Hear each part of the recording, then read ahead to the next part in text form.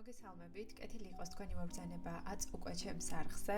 ვინც არ მიცნობთ, მე ვარ ექიმი რეზიდენტი დერმატოვენეროლოგიაში. ჩემი სახელი არის ირინა და აქამდე მქონდა სამედიცინო კონტენტი სხვადასხვა პლატფორმაზე, როგორც არის TikTok-ი, როგორც არის Instagram-ი, თუმცა გადავწყვიტე, რომ უფრო ძირფესვიანად, უფრო დეტალურად ავხსნა ყველაფერი და ამას ვიწყებ კანის სტრუქტურის ახსნით.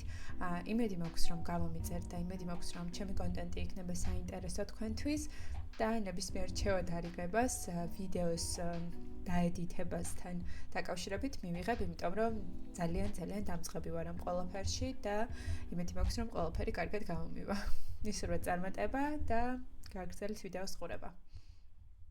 სანამ დავიწყებ კანის შრეების აღწერას, ასეთ შესავალს გავაკეთებ, რომ თუ ადამიანმა არ იცის ნორმაში როგორ გამოიყურება კანი და როგორია მისი სტრუქტურა, ის ვერასდროს გაიგებს რა ხდება პათოლოგიის დროს და რა არის ამ დროს ჩვენი სამიზნე. ახლა უკვე დავიწყოთ კანის შრეების აღწერით. კანის პირველი შრე, რასაც თქვენ ახლა ხედავთ, მაგალითად, როდესაც მე მიყურებთ, ეს არის ეპიდერმისი და მოვხაზავ, ეს არის ეპიდერმისი. ეპიდერმისის ქვეშ მდებარეობს უკვე დერმა, ხოლო დერმის ქვეშ მდებარეობს ჰიპოდერმა. ამ ვიდეოში მე ვისაუბრებ მხოლოდ ეპიდერმისზე, რომელიც არის ძალიან მნიშვნელოვანი შრე და რატომ. ამაში კიდევ რამდენიმე შრე განირჩევა და შესაბამისად ეს არის პირველი შრე, სადაც ხდება მუდმივი შეხება და კომუნიკაცია, ასე ვთქვათ, კანთან.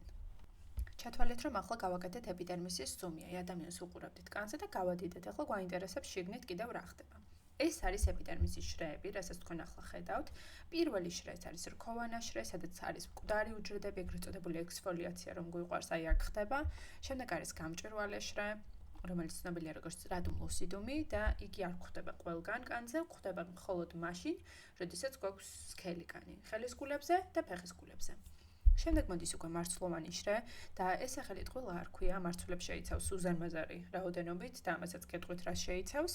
შემდეგ უკვე წვეტიან უჯრედთა შრე, რადგანაც მრავალწახნაგოვანი უჯრედებია და აქ ძალიან საინტერესო იმუნური უჯრედი იმალება, რომელიც პასუხისმგებელია სხვადასხვა ვირუსების, ბაქტერიების, სოკოების მონელებაზე.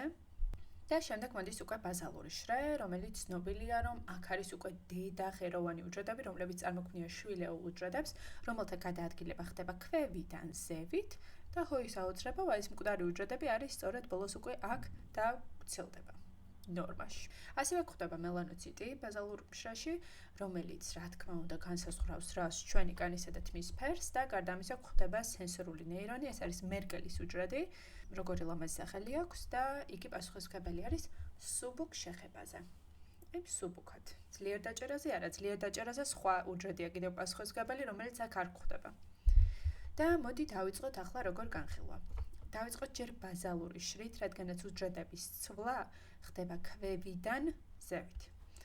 და განვარტოთ კიდევ დეტალურად აქ რა ხდება. დავიწყოთ როგორც ვთქვი ბაზალური შრით, ანუ ყველაზე ქვედა შრით, რაც არის ეპიდერმისში.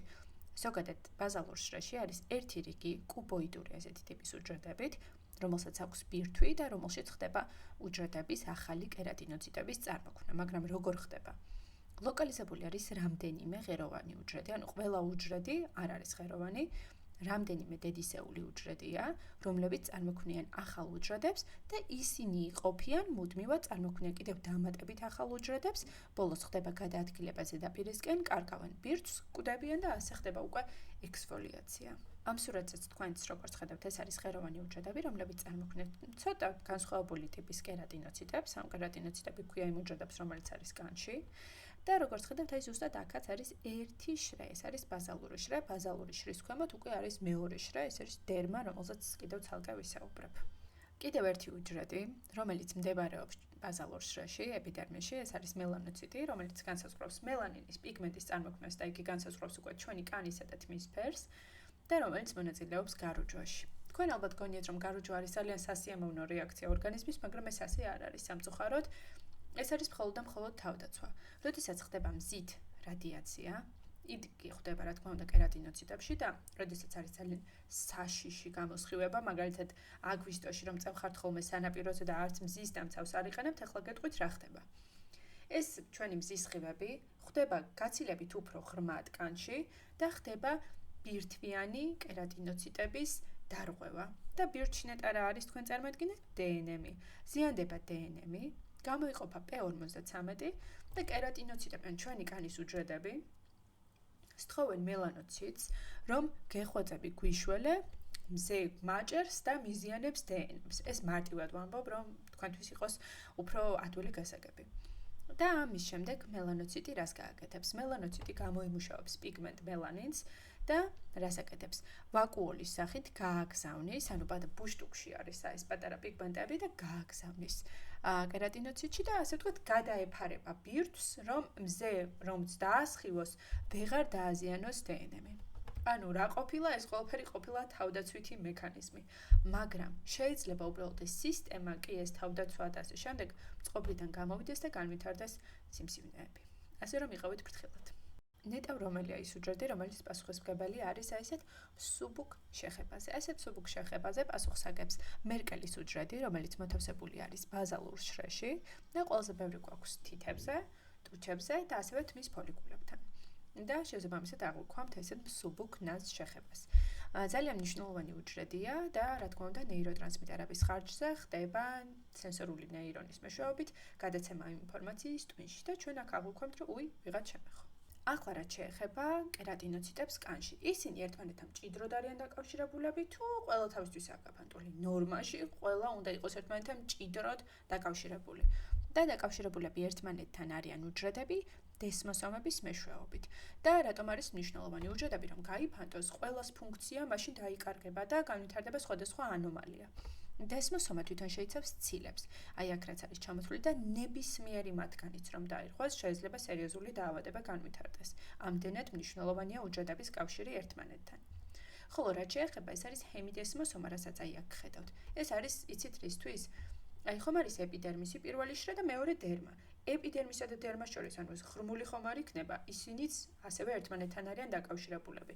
ანუ ეპიდერმისში ბაზალურ შრეში უჯრედები დერმას ქვევით ბაზალური ფირფიტის მეშვეობით უკავშირდებიან სწორედ აი ამ ჰემიდესმოსომებით და ესეც რა თქმა უნდა შეიცავს უმეტესწილად ცილებს და აქაც რომ რომელიმე დაირღვეს, რა თქმა უნდა განვითარდება სერიოზული დაავადება.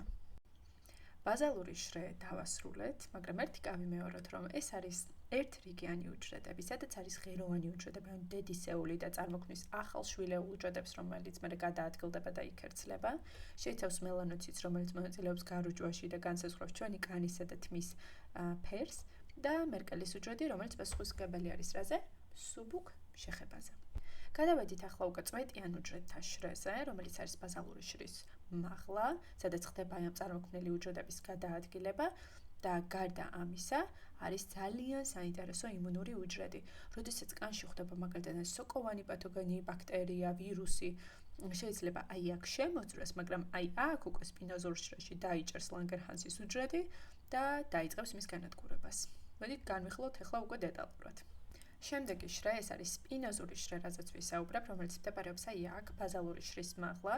ბაზალურმა შრემ, როგორც ვიცით, წარმოქმნა უჯრედები, რომელიც სად არის ახლა? სპინოზურ შრეში არის ბირთვიანი უჯრედები, მრავალწახნაგოვანი, ერთმანეთს რა თქმა უნდა უკავშირდებიან დესმოსომების მეშვეობით და როგორც ხედავთ, აქ არის ლანგერჰანსის უჯრედები, ეს არის ვარსკვლავური დენდრიტული უჯრედები, რომლებიც ნებისმიერ პათოგენს შეხვდებიან, წაიყვანენ ლიმფურ კვანძში და მოხდება კიდევ დამატებით ჯარის გააქტიურება ჩვენი ჯარის და ლიმფოციტების და რა თქმა უნდა მოხდება პათოგენის განადგურება. აი კიდევ უფრო კარგად რომ გაჩვენოთ, ეს არის მაგალითად პათოგენი, რომელიც მოხდება ჩვენს კანში, ლანგერჰანსის უჯრედი მას დაიჭერს და წაიყვანს ლიმფურ კვანძში, სადაც გააქტიურებული იქნება ტე ლიმფოციტები და კიდევ დამატებით უჯრედები შეუტევენ აი ამ პათოგენს, რომ ჩვენს ორგანიზმში ვეღარ მოხდეს უფრო ღრმად. ახლა ისევ შევხედოთ ამ სურათს, ჩვენ განვიხილეთ ბაზალური შრე, რომ ხდება აქ უჯრედების წარმოქმნა, რომელიც გადის წვეტიან უჯრედების შრეში, აქ კიდევ ლანგერჰანსია, რომელიც იცავს ჩვენს ორგანიზმს, მაგრამ ამის თავზე რა ხდება უკვე? აქ არის მარცვლოვანი შრე, რომელიც შეიცავს დიდი რაოდენობით მარცვლებს და რისთვისა და რას აკეთებს, ახლა ვისაუბრებთ. და რაც შეეხება ახლა უკვე გრანულაციურ შრეს, რომელიც არის ძალიან მნიშვნელოვანი, შეიცავს გრანულებს და ამიტომაც არის ეს შრე ამ სახელით ცნობილი და ალბათ გაიგრძნობთ, რომ აქამდე არ იყო ეს გრანულები, საიდან მოვიდა? თვითონ კერატინოციტები წარმოქმნიან მას და რატომ? წარმოიქმნება ცილები და ასევე ცხიმები. კერატოჰიალინის გრანულები, რასაც ისინი წარმოქმნიან, შეიცავენ ცილებს, მათ შორის პროფილაგრინს, მალე ვისაუბრებ, რატომ არის მნიშვნელოვანი და ასევე წარმოქმნიან ლამელარულ სხეულებს, რომლებიც შეიცავენ ცხიმებს. ცხიმები მნიშვნელოვანი არის იმისთვის, რომ დატენიანდეს კარგად კანი, სერამიდები, ქოლესტეროლი და ცხიმოვანი მჟავები და გარდა ამისა მნიშვნელოვანია იმისთვის, რომ არ მოხდეს წყლის კარგვა, რადგანაც ცხიმი ამას ხელს უშლის. და პროფილაგრენი და ცილები ზოგადად მნიშვნელოვანია იმისთვის, რომ მოხდეს მათი სტრუქტურული გამაგრება კანის. რაც შეეხება პროფილაგრენს, რაც მე ვახსენე, რომ წარმოიქმნება გრანულაციურ შრეში, მიიღება ფილაგრენი, რომელიც კანში ჩვენ ასაც ვხედავთ, ანუ რქოვანაგარში კერატინის ფილამენტებს მჭიდროდ აკავშირებს ერთმანეთთან. და შემდეგ ხდება უკვე მათი დაშლა და როდესაც იშლება, წარმოიქმნება ბუნებრივი დამატენიანებელი ფაქტორი, რითიც ხდება კანის ბარიერის შენარჩუნება და ასევე წარმოიქმნება თავისუფალი ცხიმოვანი მჟავები, მათ შორის უროკანის მჟავა, რომელიც მნიშვნელოვანია იმისთვის, რომ დაგვიცვას მზის რადიაციისგან.